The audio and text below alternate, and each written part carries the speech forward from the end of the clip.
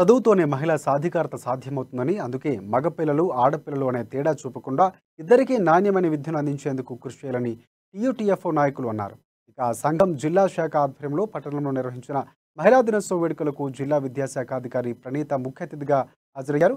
ఇక పాఠశాలలో విద్యార్థుల ఆరోగ్యం పట్ల ప్రత్యేక చొరవ చూపించాలని ప్రణీత అన్నారు. పరిశుభ్రమైన మధ్యాహ్న భోజనాన్ని విద్యార్థులకు అందించాలని సూచించారు. అనంతరం సంఘం ఆధ్వర్యంలో డీఈఓను శాలువా కప్పి సన్మానించారు. బాధలు పడ్డారు.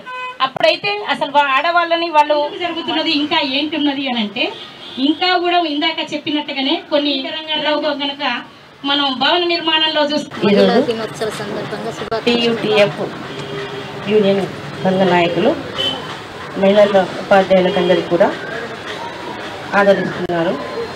మహిళా దినోత్సవ శుభాకాంక్షలు తెలుపుతూ ఈరోజు ఒక ప్రోగ్రాం కండక్ట్ చేశారు. మరి ఇది వరకు మహిళల గురించి వాళ్ళ ఉన్నత స్థాయి ఎదిగినందుకు వారి మధ్యను చాలా అప్రిషియేట్ చేశారు, ఉపాధ్యాయులు చెప్పారు. మరి ఈరోజు టీయూటీఎఫ్ సంఘ నాయకులు మహిళలకు ఆదరణగా భోజనాలు ఏర్పాటు చేశారు.